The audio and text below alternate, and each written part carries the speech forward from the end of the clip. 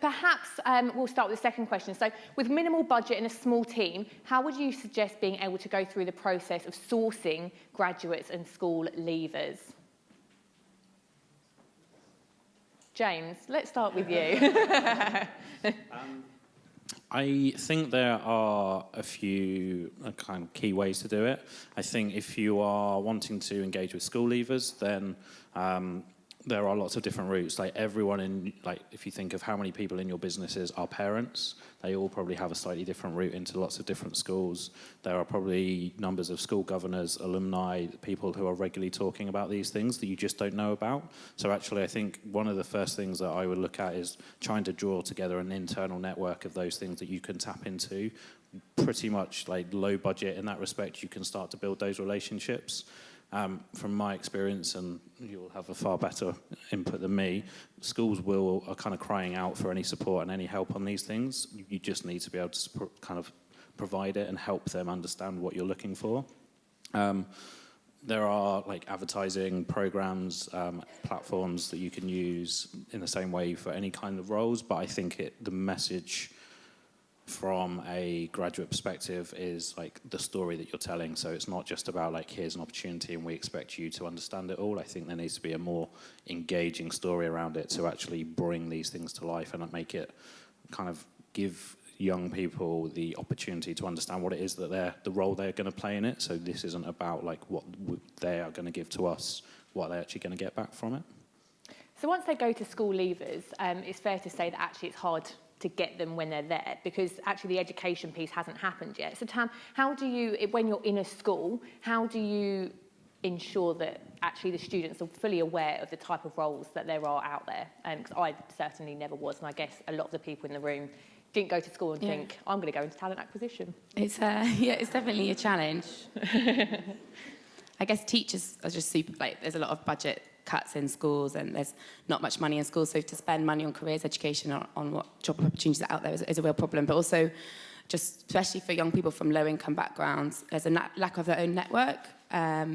If they're from workless households where their parents don't work, you know, they don't have access to that information very easily at all, and you guys could be missing out on a huge amount of talent by not accessing schools. I know it is really, really difficult, but if you are able to either go into your local schools, pick 10 schools where there's maybe all females, maybe there's a high number of young people on free school meals, maybe there's a high diversity in that school. Pick some local schools that have sixth form students, so it's quite within, you know, it's not too far away before you're going to start recruiting them. And you can start to speak to those young people face to face and encourage them to apply, because if you imagine from their perspective, they may have never heard of your company before. They may not know anyone in your industry. So just to go in or send in volunteers from your company to go in and speak will have a huge impact. But second, and that will open their eyes, that will give them the information that they need. And you know, from that they'll go away and maybe do a bit of research on your industry, on your companies, look online, having never really, teachers don't know anything about careers, to be honest. I went into teaching, I went to taught geography straight from school, and you know, I was probably really rubbish at careers advice because I just went to school, went to uni, went back to school. And so didn't know about the world of work. But yeah, so the first thing is get your employees out there or work with someone to go out and speak to school students about your company. And then secondly, open your doors to, if possible, I know it's time resource heavy, but open your doors to young people. Those young people will benefit a lot, someone said it earlier, from being able to go into your office, look around, be inspired, see people that work within your industry. And I think I spoke to a young girl called Taya, she's 18, she's at 70% of students in her school are on free school meals, and 98% are from BAME background, and she went to a work experience opportunity. It was a fantastic opportunity. One of the world's biggest media companies. She went in, not mentioning names, she went in and she didn't see anyone from a BAME ME background in that company, and she's like A star computer science student. She's not going to apply there, even though that was a good opportunity, because she didn't see anyone that looked like her, she didn't see any role models within that company. So you need to, there's three things then there. So go into schools, speak in schools, tell them about your industry. So I'm talking really long. So carry on, go on, finish off. Yeah. I'll stop now. So go into schools, speak in schools. Secondly, invite young people into your company. And thirdly, when you do invite them in, try and get young people that they can relate to, you know, to at least speak and inspire young people there on the day. I think one of the other things from our perspective is what I put in place in my last company was if you've got a CSR strategy, align it to that really nicely. So if your business is already giving everybody a day or two off a year to go and engage and do anything from a CSR perspective, if you tie your early career strategy into that, so you say, like, you've got 2 days, but we'd like you to use one of them by giving back to education, and these are the partnerships that we have in place to actually make it really easy for people to do it, then the business are already bought into it. You're just aligning 1 or 2 of the company strategies together and into one program. Anyone else want to add anything? These guys are obviously going to have sort of slightly more granular examples perhaps to pass on. We're very much kind of recruitment marketing vehicle, and the one thing I'd say, taking the element about kind of limited budget and relatively small teams, I would say that one of the key things to consider when doing that is what are the potentially free sources that you can use, and make sure you maximise those so that you obviously taking care of your budget as well as you can. And then when you're spending money, but equally with the free stuff, just try and make sure you've got the processes in place to be able to properly measure what you're getting back from all the different sources that you use, so you can assess what is delivering the type of candidates that are of highest value to you, and then you can keep replicating that, put more money into the areas that are delivering what you want, and obviously start shutting off the ones that aren't. And that's certainly something that we talk to a lot of our customers about in terms of using their spend effectively in a digital space. But if you don't measure it, it's very difficult for you to be able to manage that going forward and make it more effective. Yeah, it's a really good point. Just on that point as well, we find that because we're reaching a lot of students that have never heard of the companies before, because they are harder to reach and they're a bit niche and targeted, actually the return on investment is really, really high in the numbers, because they're not the kind of students that are going online looking, or part of networks, part of the online campaign. So if you do want to reach a different audience, then the offline mix with online is a good solution. But again, using the people internally to keep costs down is good. Yeah. Excellent. So we'll move on to the next question. Perhaps, Peter, you might be well placed, because I know Stacey touched on it earlier. No, you're fine. You'll be able to know. How do you find good, reputable apprenticeship providers? And I mean, so I'm assuming that's training providers. So I know you've had a few. Stacey mentioned that you had a few issues with a couple of them. How do you get those people that are going to do what you need them to do? So Stacey's far better qualified to answer this one than I. But I think one thing that is really important is just to really know what you want. And make sure that you give them a really good grilling. Those who know Stacey will know that she's very good at that. I think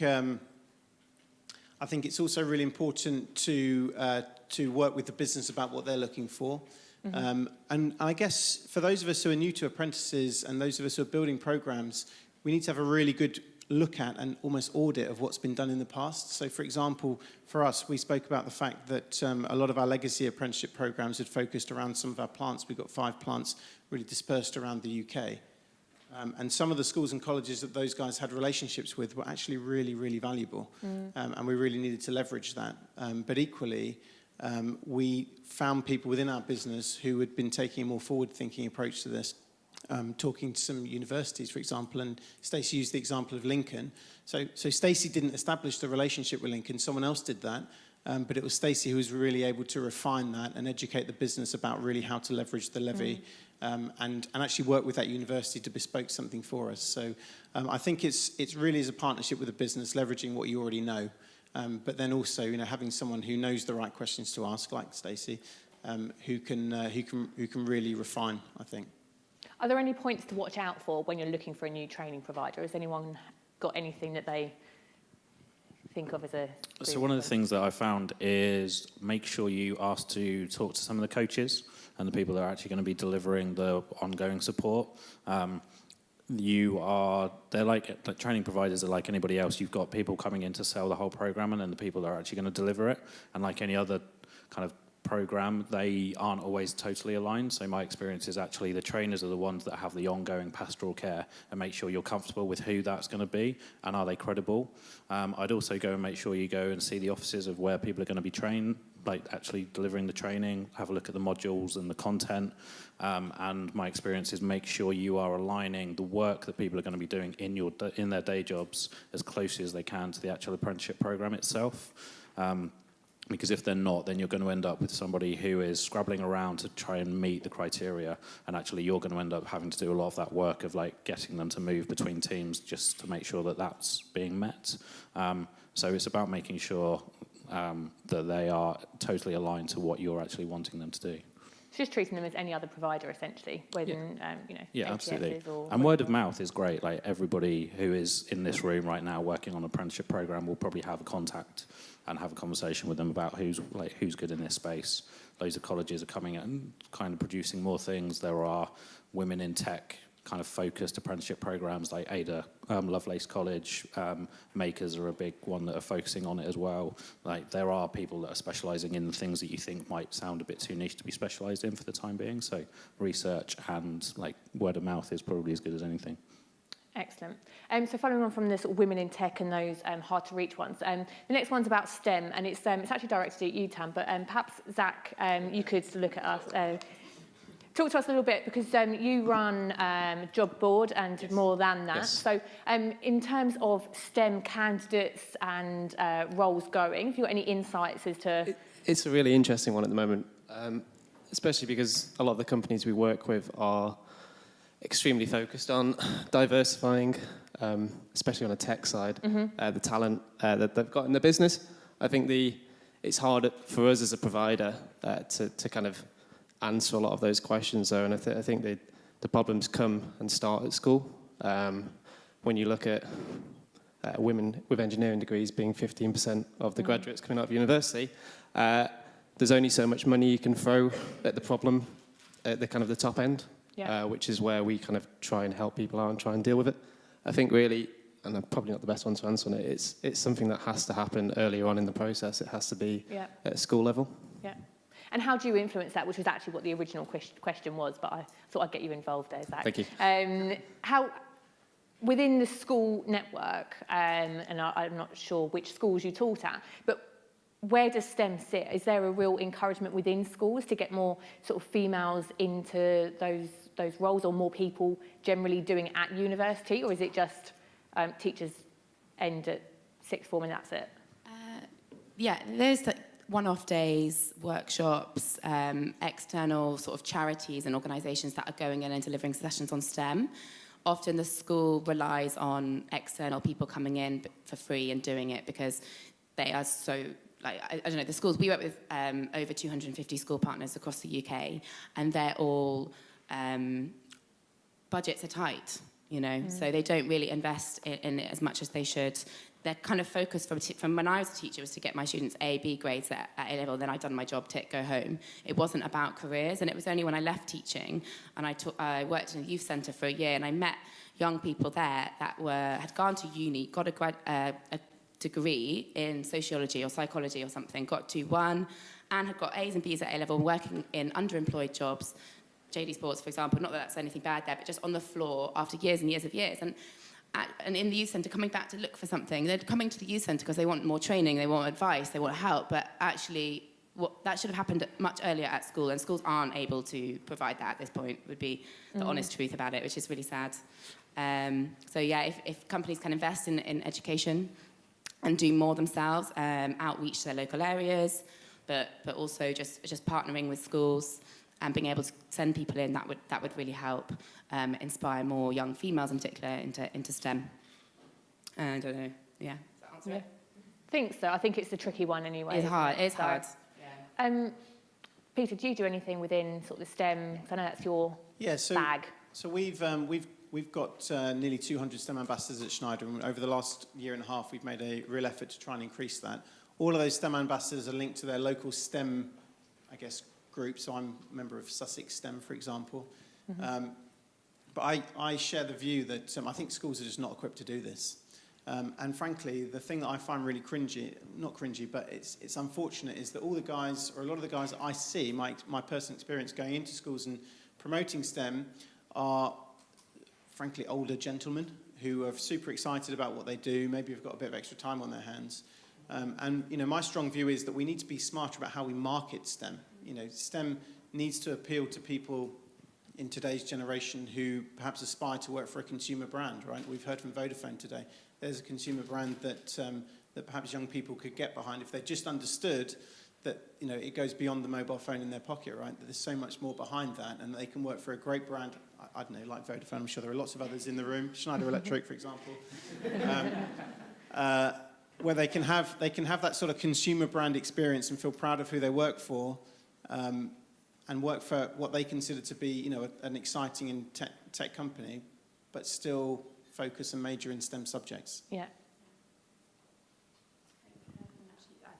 So we are doing work across the UK in their major cities with Arm, which is a big tech company, and they have a huge focus on STEM and women in STEM. So with them, we've got all the partnership contacts with schools, so that saves on that resource, contacting schools, finding out who they are. And what we're doing with them is we've co-designed workshops on technology to inspire young people into STEM careers, and we're going into the schools and we're delivering it with volunteers from that organisation in the locations, and then following that up with a kind of something that they can then apply themselves to, which is like insight days at their offices. So it's that thing that I was saying earlier around giving young people the information, making it accessible, and then opening your doors and providing them access to be able to experience that, as well as all the other ways to raise awareness of it.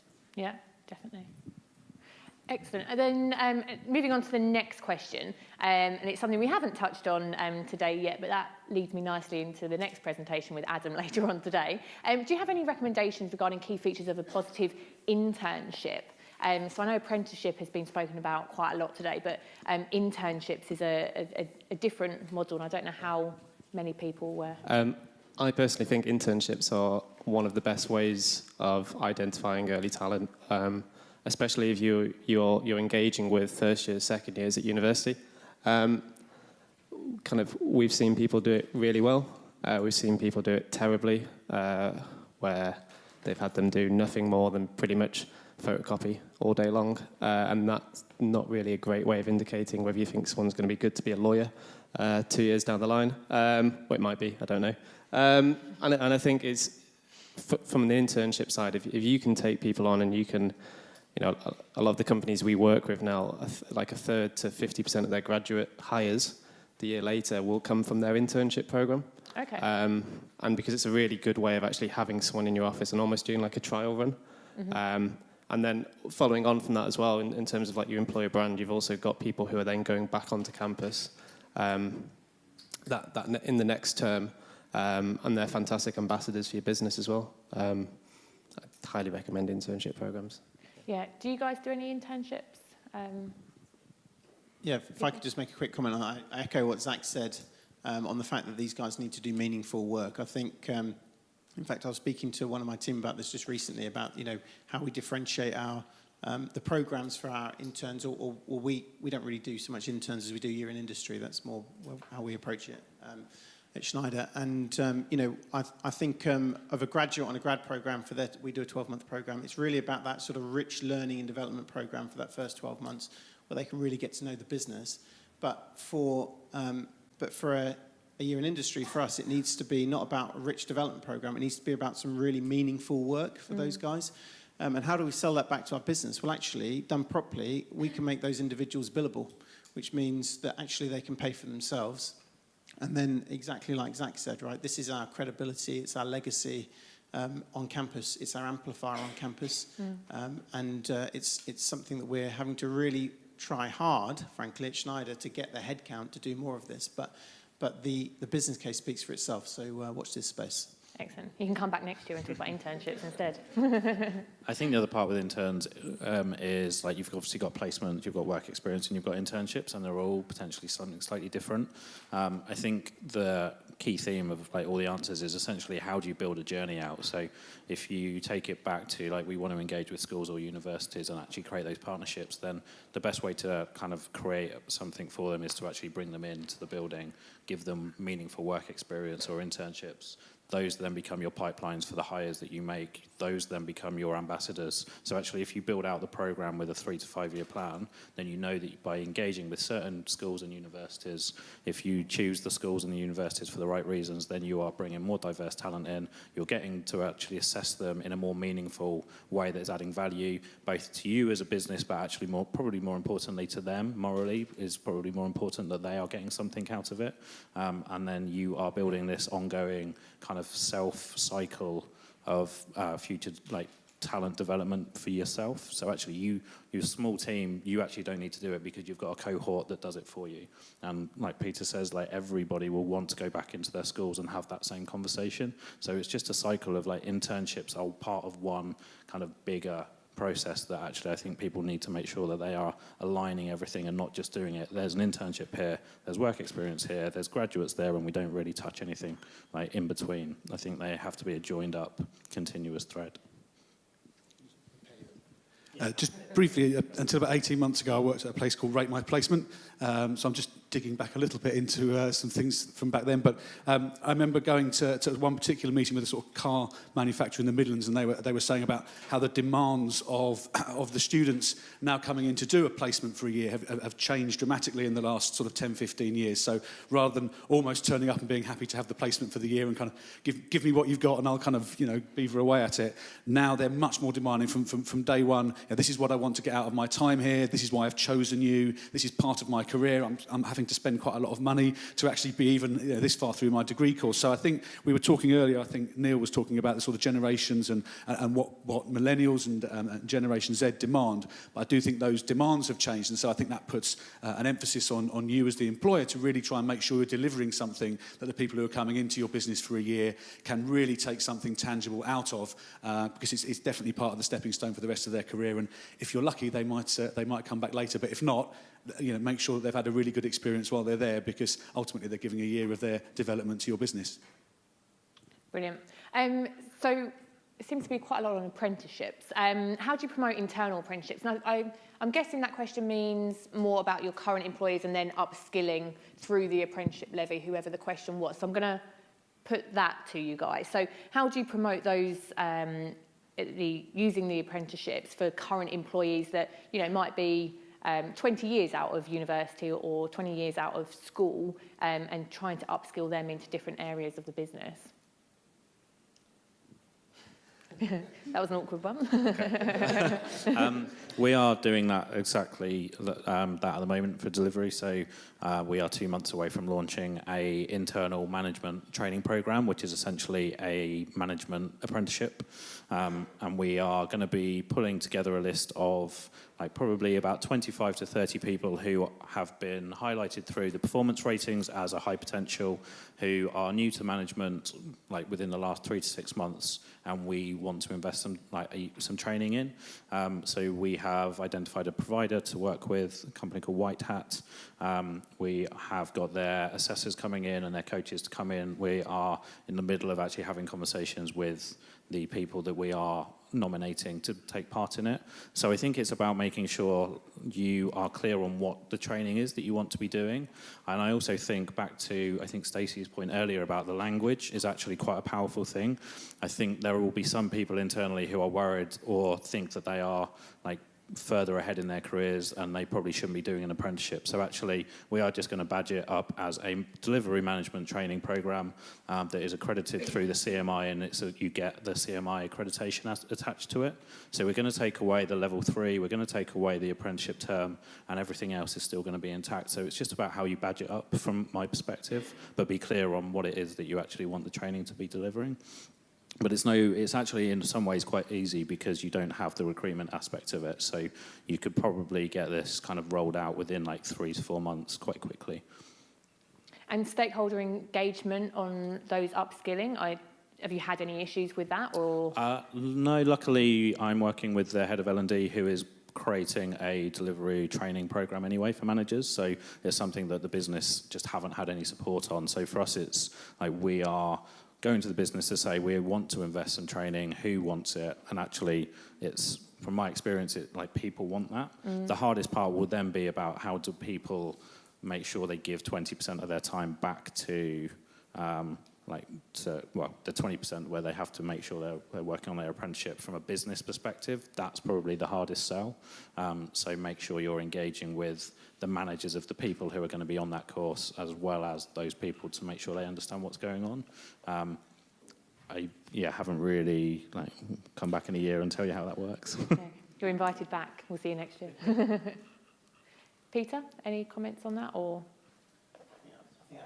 Yeah, brilliant. Yeah, nicely loaded off. Okay, so the next question is how do you improve BAME? It's in apprenticeships, but I'm going to go a little bit broader than that. So just generally in future talent, how do you improve BAME and diversity within those minority areas? I always feel quite weird talking about this as a white, straight, male, middle class kind of background. And I'm always very conscious of the fact that that's kind of the reality, and I think you have to be when you're talking about this as well.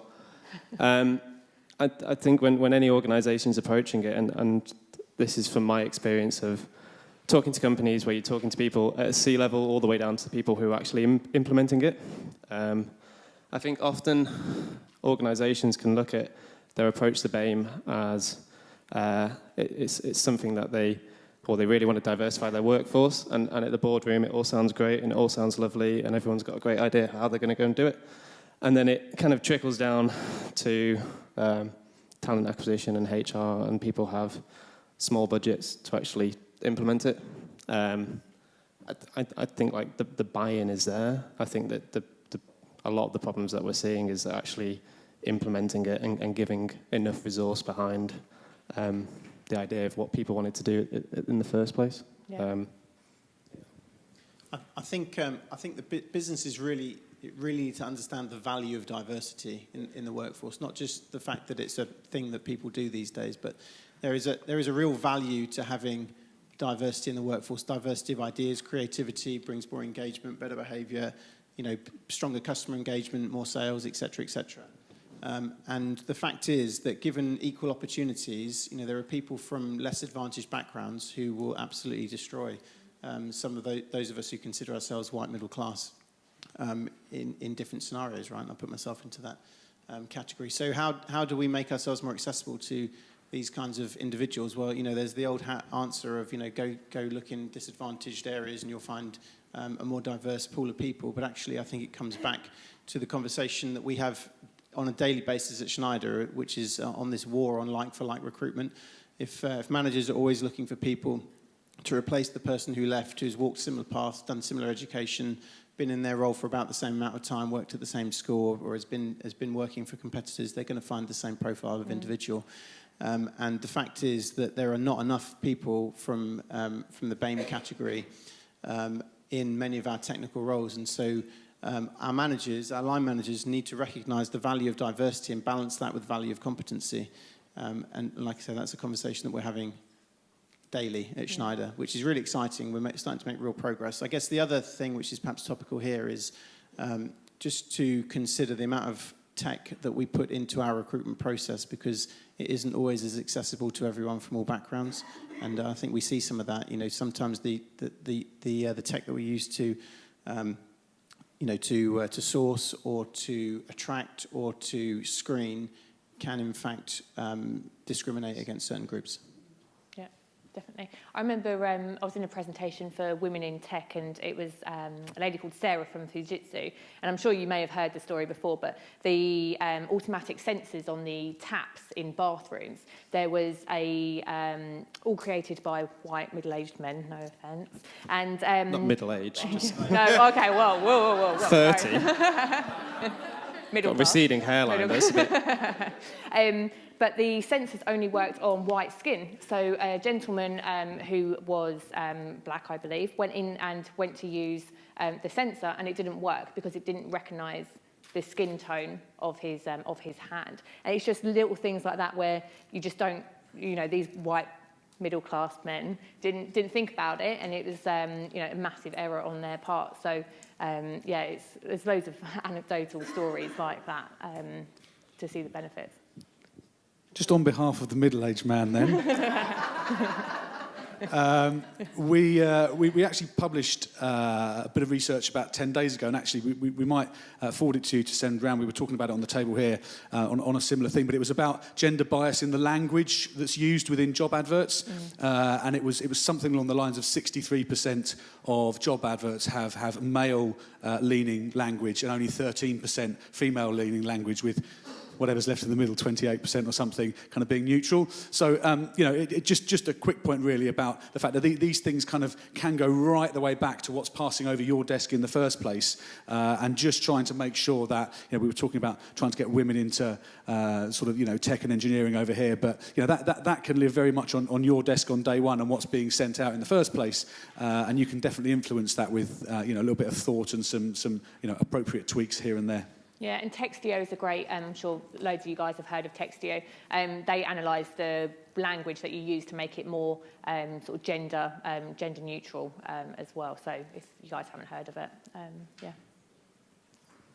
No? Excellent. Okay, so another question is, how have you improved graduate or early careers retention? Because you get these guys in and you spend a lot of money, a lot of time processing, getting these early careers people or talent in. How do you then make sure that they stay? Not against their will, but just make sure that they stay and they stay with you for as long as possible. I've got no specific examples of evidence to show this, but my view on this is that you need to get them engaged in as much as possible. So I personally think if you create cohorts when they start, so if people can start in groups, then actually there is this kind of peer-to-peer support mechanisms that are in place that will mean that they've got their own network. So if you think from an apprenticeship perspective, they might be the only 16-year-olds, the only 18-year-olds in the business, and that's probably quite daunting. So making sure they've got their own support mechanisms in place, I think is quite relevant. By asking them to become your ambassadors, actually, they are having to go out and live that same conversation and promote it, which gives you that sense of actually this is a good opportunity. And it's ongoing development as well. If from an apprenticeship perspective, they're getting 12, 18, 24 months of training, if that suddenly cuts off after 2 years and they don't get anything again for 2 years after that or a year, then there's probably we've set a precedent that we aren't able to live up to. And I think the value of well-structured, well-thought-out apprenticeship programs, graduate programs, is actually you can build in touch points after 6 months, 12 months, 18 months of where career paths might go, where salary increases might go. You can actually build that kind of with a structured process at the start. So I think it's about making sure that you are engaging them all the way along. My experience is making sure that you are telling them, even if it's the first one, so the first cohort I ran, I was like, this is a pilot for us. We are going to get stuff wrong, but we need you to tell us what's going wrong. And actually, I found that they were really forthcoming with anything that they weren't happy with. And it totally set the bar for the next intake that we took. You use them as the mentors for the next guys who are coming in, because actually that then, they're the ones that have lived it. So I think just getting them as engaged and as involved in business as possible, and making sure that they feel like they aren't there just to be, do what the business need them to do, but actually they have value to add. So getting them involved in meetings with the CEO, the MD in the first few weeks, that they will then walk past that CEO in 6 months' time, and the CEO might say hello to them. It's actually quite a powerful kind of small piece of work. Have we still got time to talk? Yeah. Go So there's a really, I was going to say disturbing, that's probably not the right word, statistic around 60% of graduates stay in their first role for less than a year. And I think there's probably... That is quite disturbing. Disturbing, yeah. I just felt like the brevity disturbing. of the word was too much. Firstly, give them pay rises. I think the reality is that there's a lot of grads end up leaving their first jobs because they don't really know what they're getting into.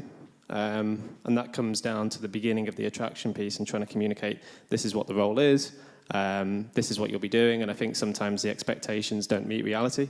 On the other side, you've also got to work out, do you need to retain them? Is your business model set up to actually...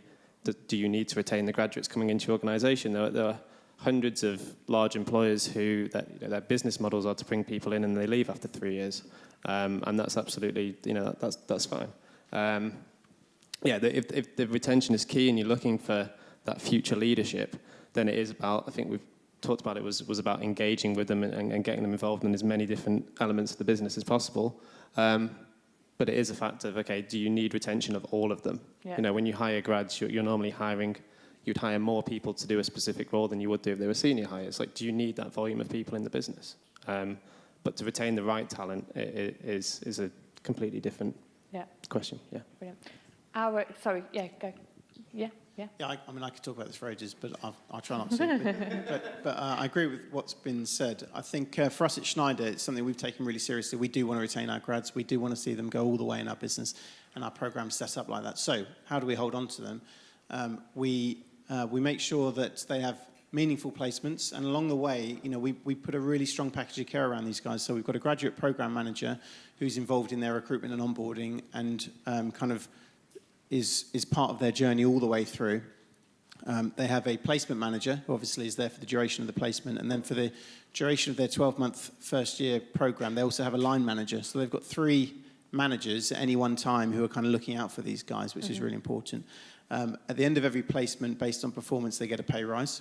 And then there's a round of pay rises that takes them through their second year as well, because we know that, you know, grad salaries are on a really steep curve, and we have to stay competitive. Something else which we do is we put all of our grads, as well as the rotational program, 3 placements in 12 months that they do. They all do a sort of extracurricular project, which is of value to some part of the business. And the reason we do that is because it gives them some experience outside of what they're used to.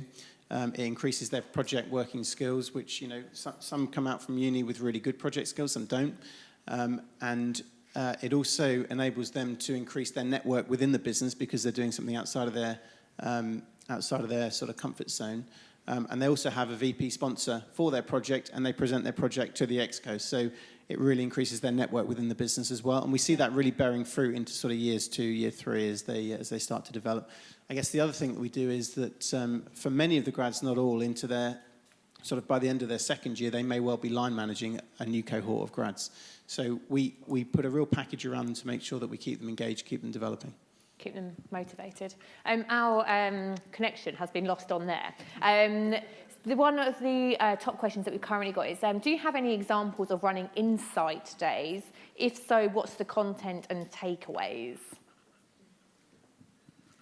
We do lots of insight days at companies that we co-create with the companies. So the content would be introduction to the company, what you guys do, some opportunities for speed networking with apprentices or graduates, a tour of the office, opportunity to meet more senior people in the business or have a keynote speaker. Again, everyone being quite relatable to the students that you've got, the young people that you've got in the business coming in, followed by some kind of engagement activity. Maybe you want to give them a mock assessment centre. A lot of people fall down during the application process, especially if they haven't had a chance to practice it before. As I said earlier, schools aren't, I don't know about universities, but schools aren't really equipped to be training young people on application processes.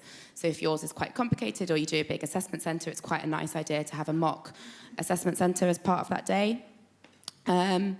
Or you might want to do like a project brief activity. So that could be, you know, an insight into your business, into your industry, into an area that you're particularly targeting the insight day around. Maybe it's technology. And then end the day on kind of key next steps for those students coming in for the insight day to take away and to do. If you just leave it, thanks for coming, they might not follow up. So what is it that's next? Is that applying to your work experience? Is that applying to an internship? Or is part of this touch point engagement? You know, you've gone out there, you've done all this outreach to schools or to universities. Now you've got them coming in. You want to keep hold of that. These students are really now engaging in you. They've made an effort to come. So how do you keep them engaged? How do you keep nurturing them, keep educating them? And ultimately, you know, they're really motivated because they're there for that day. So hopefully you'll get good return on investment from those days. A great way to engage people.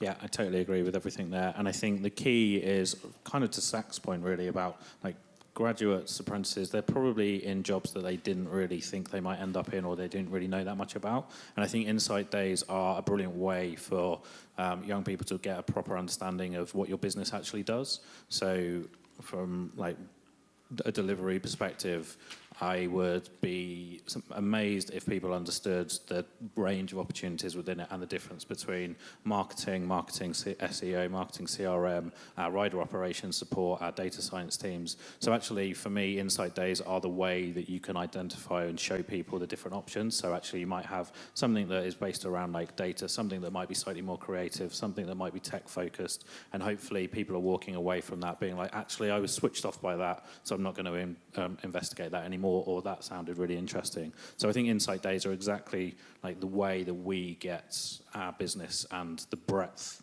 across to students who just generally like wouldn't have a clue how to find it otherwise.